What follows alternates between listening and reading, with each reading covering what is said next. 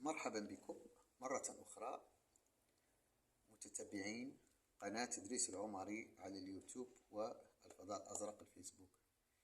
اليوم اللي نجي باش نشرح لكم بعض المسائل اللي تعود على المواطنات والمواطنين بالنفع، وخصوصا الذين لهم حسابات بنكية وعندهم حساب في الهاتف النقال ديالهم. ردوا بالكم، أنا بصفتي كفاعل محلي وكمهتم بالشأن المحلي وكذا مستخدم سابق في وكالة بنكية بمدينة الداخلة، وكنعرفوا هذه المسائل اللي الاحتيال والنصب اللي كيقوموا به بعض الأشخاص عديمي الضمير من أجل الحصول على المال، انطلاقا من مجموعة من الخطط المتسخة اللي كيعملوا بها ويستغلوا سذاجة بعض المواطنات أو المواطنين على مواقع التواصل، وخصوصا في الهاتف النقال ديالك. الناس اللي عندهم هادوك لي زابليكاسيون ديال الأبناك، واللي راجت مؤخرا مجموعة من عمليات الاحتيال والنصب في هذه المواقع. إذن كنبه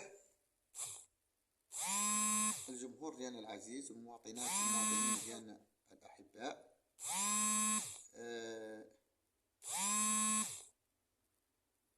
هذا الخصوص هذا، ونزيد نشرح لكم أكثر.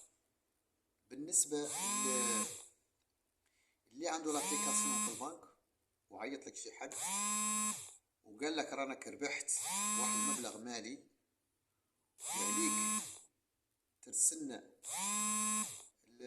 الحساب البنكي ديالك اللي كيتكون من 24 شفر، وخصوصا الهاتف ديالك، وكيطلب لك يقول لك راه غيجيك واحد الميساج وخاصك ترسلو لي. رد بالك من هذه النقطة هذه.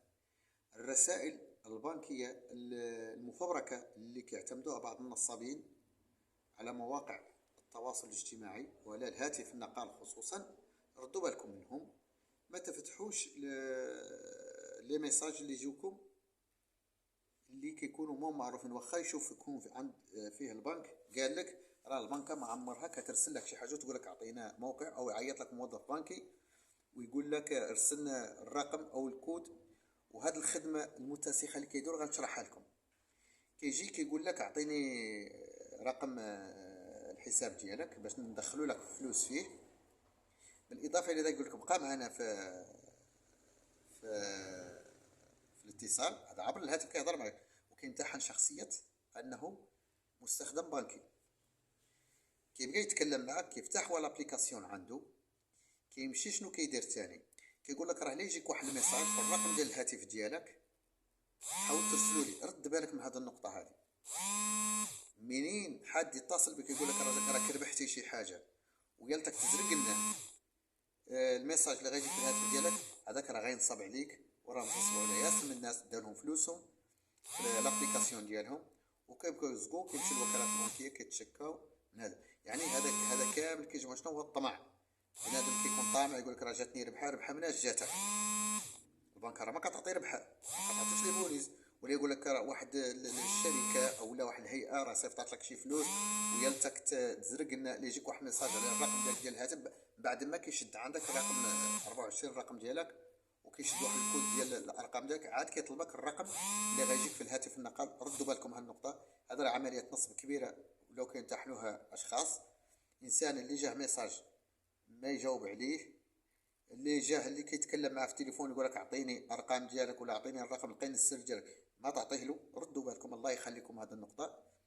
كاين واحدين سولونا قالنا ايوا حنا تم النصب علينا اش اللي نعدلوا. انا لست قانونيا وما يمكن نفتي في هذه المساله. انا كننبهكم وكنوركم باش ما يديرها بكم حد في هذه المواقع ديال التليفونات ديالكم اللي كيحكموا تليفوناتكم. يقول لكم رسلوا لنا راه يجيكم ميساج وصيفطوا لنا الميساج ديالكم. المسائل لا ترسلوا لحد شي، لا تتواصلوا مع حد. كانت عندكم شي حاجه مشوا ديريكت للبنك باش هو اللي يشرح لكم، هو اللي يعدل لكم شي.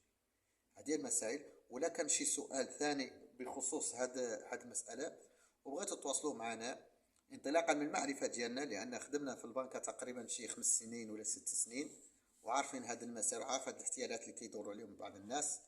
يعني ننبهوكم وننوروا الرأي العام باش ما يسرقوكم.